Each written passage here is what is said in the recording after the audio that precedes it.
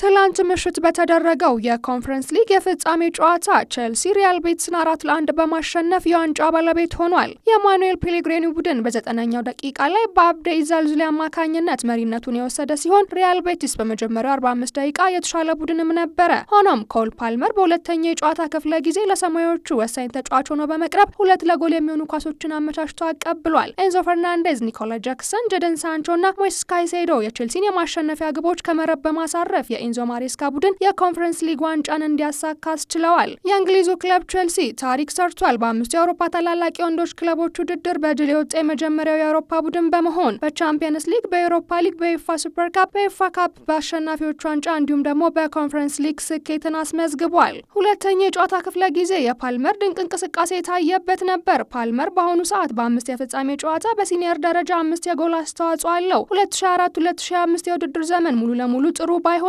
ቼልሲ ግን ተመራጭ መሆኑን አሳይቷል። በዚህ የውድድር ዘመን በቼልሲና በዋና አሰልጣኝ ማሬስካ ዙሪያ ትችቶች ቀርበዋል። ነገር ግን ትልቅ የአውሮፓ ዋንጫ የተረጋገጠበት ሲሆን ቡድኑ ወደ ቻምፒየንስ ሊግ መመለሱን በፕሪሚየር ሊጉም 4ኛ ደረጃ ይዞ ማጠናቀቁንም አሳይቷል። ቼልሲ ኮንፈረንስ ሊግን ባያሸንፍ ኖሮ ትልቅ ድንጋጤ ነበር። ነገር ግን ሪያል ቤቲስ በዚህ የውድድር ዘመን ባበረከተው አስተዋጽኦ ድንቅ ጊዜን አሳልፏል። በመጨረሻም ሪያል ቤቲስ በመክፈቻው 45 ደቂቃ ላይ ጫና ፈጥሮ መጫወት ቢችልም ከረፍት መልስ ደግሞ ቼልሲዎች ጫና ፈጥሮ መጫወታቸው ዋንጫውን እንዲያሳኩ አስችሏቸዋል። ቼልሲ በቅርብ ዓመታት ትችት ሲሰነዘርበት የቆየ ክለብ ቢሆንም መጪው ጊዜ ግን ለብሉዞች በክረምቱ የዝውውር መስኮት ድንቅ ፊርማዎችን ለማድረግ ጥሩ ማነሳሻ የሆነ ይመስላል። ከጨዋታው መጠናቀቅ በኋላ የቼልሲ አሰልጣኝ ኤንዞ ማሬስካ በግማሽ ሰዓት ታክቲካል የሆነ ነገርን አስተካክለናል፣ በሁለተኛው አጋማሽ ደግሞ በጣም የተሻልን ነበርን፣ በጣም ደስተኞች ነን። የኮንፈረንስ ሊግ ማሸነፍ መነሻ ሊሆን ይችላል። የአሸናፊነት መንፈስ ለመገንባት ጨዋታዎችን ማሸነፍ፣ ውድድሮችን ማሸነፍም ያስፈልጋል። ዛሬ ምሽት ያሸነፍነው ዋንጫ የተሻለ ያደርገናል ብለዋል።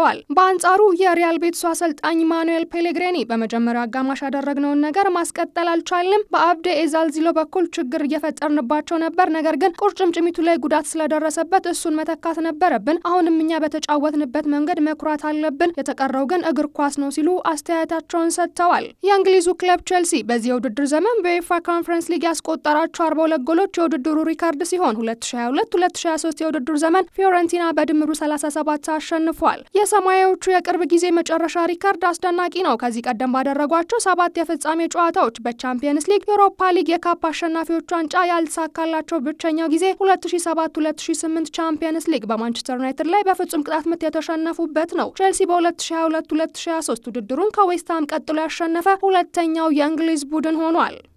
የስፔኑ ኃያል ክለብ ሪያል ማድሪድ ከአንድ ተጫዋች ጋር ስሙ በስፋት እየተነሳ ይገኛል። የላሊጋው ግዙፍ ክለብ ሪያል ማድሪድ ከስቱትጋርቱ ኮከብ አንጄሎ ስቲለር ጋር በመርህ ደረጃ ከስምምነት ላይ ደርሷል። የመሃል ሜዳው ተጫዋች ስቲለር ስሙ ከሰሞኑ በስፔን ዋና ከተማ በሚወጡ አርዕስተ ዜናዎች ውስጥ ጎልቶ እየወጣ ይገኛል። የ24 ዓመቱ ተጫዋች በማድሪድ ቤት በአዲሱ አለቃ ዣቢ አሎንሶ ግንባር ቀደም የዝውውር ኢላማ ተደርጎ ተወስዷል እየተባለ በሰፊው እየተዘገበ ይገኛል። ሎስ ብላንኮቹ ለቀጣይ የውድድር ዘመን በማሰብ መሃል ሜዳው ላይ ደረጉ ማጠናከሪያዎችን በመጠባበቅ ላይ ሲሆኑ በክለቡ ወሳኝ ክፍል ስር የሚገኘው የቶኒ ክሩስን የረዥም ጊዜ ተተኪ ለማግኘት ይፈልጋሉ።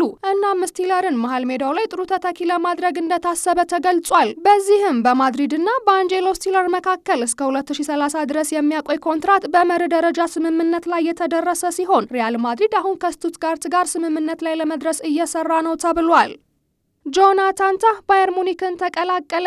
የጀርመኑ ሻምፒዮን ሙኒክ ከክለቡ ሌቨርኩሰን ጋር ኮንትራት የተጠናቀቀውን ጆናታን ታህን በነጻ ዝውውር አስፈርሟል። ከ10 ዓመታት ቆይታ በኋላ ሌቨርኩሰን እንደሚለቅ በሚያዝያ ወር ያሳወቀው የ29 ዓመቱ ተጫዋች እስከ 2029 ድረስ በአሊያንዝ አሬና ውሉን ፈርሟል። ከፊርማው በኋላም እዚህ በመሆኔ በጣም ደስተኛ ነኝ፣ በቡድን ውጤታማ እንደምሆንና አብረን ብዙ ዋንጫዎችን እንደምናሸንፍ እዚህ ኃላፊነት ወስጄ በየቀኑ ጠንክሬ መስራት እፈልጋለሁ ሲል ተናግሯል። ጆናታን ታህ በባየር ሌቨርኩሰን 10 ዓመታትን ሲያሳልፍ 402 ጨዋታዎችንም አድርጓል። ጆናታን ታህ በሃምቡርግ ፕሮፌሽናልነትን በ17 ዓመቱ ሲጀምር በ2013-2014 የውድድር ዘመን መጀመሪያ 16 ጨዋታዎችን አድርጎ ነበረ። ከዚያም በኋላ ለአንድ ዓመት ያህል በቡንደስሊጋ 2 ከፎርቱና ዲሰልዶርፍ ጋር ቆይታ አድርጓል። 2015 ላይ ደግሞ ሌቨርኩሰንን ተቀላቅሏል። ታህ በ2023-2024 የዣቢ አሎንሶ የዋንጫ አሸናፊ ሌቨርኩሰን ቡድን ውስጥ ቁልፍ ሰው ነበር። በ31 ቡንደስሊጋ ጨዋታዎችም 4 ጊዜ ጎል አስቆጥሯል።